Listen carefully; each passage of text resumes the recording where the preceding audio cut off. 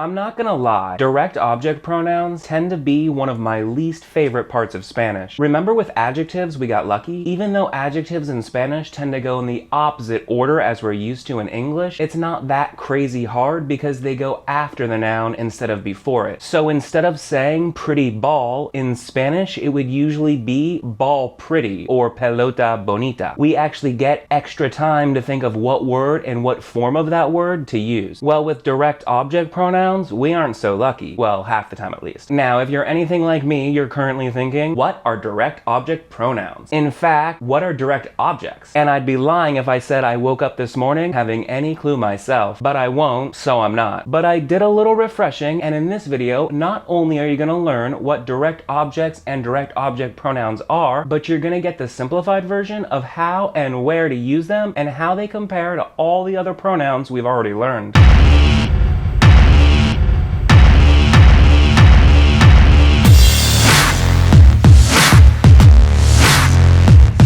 Hola, soy Jordan and this is a Spanish Quickie. Fast, easy Spanish lessons from somebody who speaks your language. Man, it feels good to be back. Even though I was totally blown away with the support and comments last week, I'm still glad Salesman Jordan, limited time only, call right now, is gone for a while and we can get back to business. Or not business, I guess? You know what I mean. Thank you so much to everybody who liked or shared my videos, got the Gringo guide, became a Gringo forever, or picked up an Hola shirt, available now at gringogear.co. Your support made me feel awesome and just fired me up more than I already was. I have so much more stuff I want to show you and share with you. One last time, for everyone that supported me, for everyone that's been behind me, I say gracias, thank you. Okay, direct objects. A direct object is the thing or person getting the action of a verb. It usually answers the question, what or whom. Carlos eats the food. Carlos eats what? The food. The food is the direct object. Direct objects are easy. They're just like English. Same words in the same order. Carlos eats the food. Carlos come la comida. Where it gets tricky, at least it did for me, is with direct object pronouns. That's when we say Carlos eats it instead of Carlos eats the food. In this case, it is the direct object pronoun. It replaced the food. Here are all the direct object pronouns in English. Now, here they are in Spanish. Me is the easiest one. It's the same basically. Me. You is te. Moving up here, us is nos, and you both is os. Then, as always, third person can be him, her, it, them, or you, both singular and plural formal. On the singular side, him, her, it, and you formal is lo or la, depending on if the direct object is male or female. If any of this is confusing, you need to go back and watch the infinitive and conjugation and formal conjugation. Both those videos will clear things up. On the plural side here, them or you both formal are los or las. Now, here are the direct object pronouns like you just saw next to the subject pronouns which I taught you in personal pronouns. Because of the patterns and differences, this really confused me at first, which to use when. Remember, subject pronouns are used to replace the subject. Carlos eats the food. Carlos come la comida. He eats the food. Él come la comida. Él instead of Carlos. Él is the subject pronoun. Part of the confusion for we gringos is second person singular. In English, on both charts, it's you, but in Spanish, they're different. For subjects, you say tu, and for direct objects, you say te.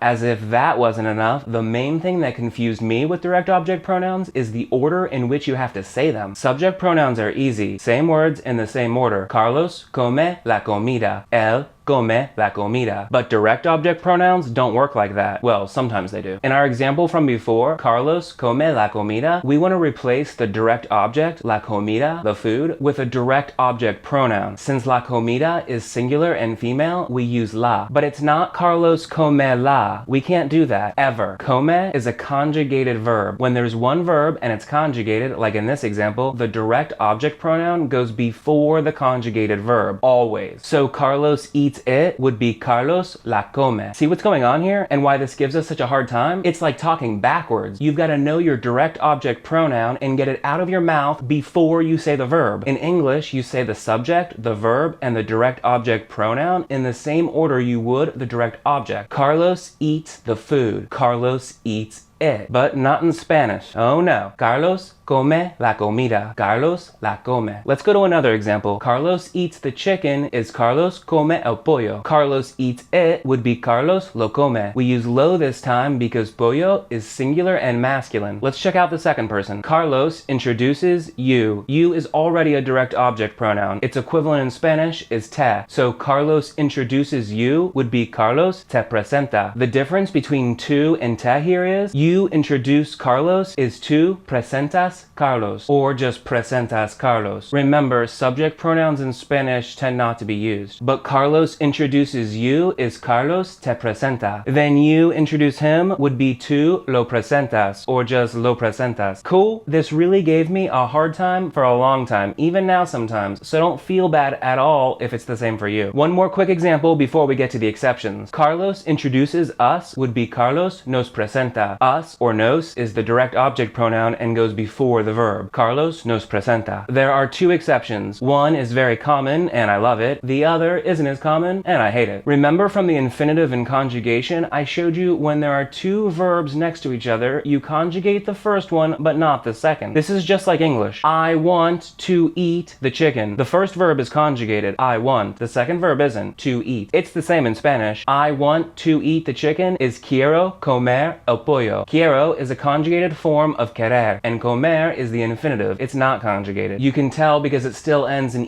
er. Well, when there's more than one verb, you can put direct object pronouns before the conjugated one, like we saw before, or after the unconjugated verb, the infinitive. It's your choice. So in our example, I want to eat it can be lo quiero comer. We put the lo before the conjugated verb, before quiero, but it can also be quiero comerlo. We put the lo after the unconjugated verb or the infinitive, after comer. Notice you actually physically attach the direct object pronoun to the unconjugated verb. Well, not physically, but you know what I mean. So lo quiero comer and quiero comerlo both mean exactly the same thing. Just say it however you want. I like the second way. It's much easier for me because if you look at it, it's just like English. I want to eat it, quiero comerlo. If it were pizza, which is feminine, I want to eat it would be la quiero comer or quiero comerla. Okay? The second exception, then we're out of here. In Spain, they usually say le or les for the third person if it's a male and a human being. So in Mexico, what I just taught you holds true. Carlos introduces him would be Carlos lo presenta. But in Spain, it would be Carlos le presenta. I actually learned Spanish in Spain originally, so when I first arrived in Latin America, in Panama, I thought it was kind of rude they were objectifying everybody. Get it? In Spain, Carlos lo presenta would be more for a dog, while Carlos le presenta would be for a human being. But throughout Latin America, it would be Carlos lo presenta for both a dog and a person. If you're learning Spanish mainly for Latin America, don't worry about le or les right now. Always use lo and los for direct objects. If you're learning Spanish to use in Spain, it's still okay to go with just lo and los. You'll be understood 100% of the time. If you're not already at my website, head over to gringoespañol.com/quickies/direct-object-pronouns. That link is also below this video. I put two resources there to help you. First, there's a quick practice worksheet to help you get familiar with the direct object pronouns. After you download the worksheet and do it, you'll be at least familiar with direct object pronouns and how to use them. The answer key is on that page too. I also give you a simple chart comparing direct object pronouns, what you just learned, with subject pronouns. I also added possessive adjectives to the chart because even though they aren't technically pronouns, it's valuable to see them all together. Tu, te. Need I say more? If you're watching this on YouTube, make sure you subscribe to my channel, otherwise you'll miss future videos. Everybody else, the best way to make sure you don't miss anything is to hop onto the Gringo Español newsletter at gringoespañol.com. I'll see you next time. Hasta luego. Adios, amigo.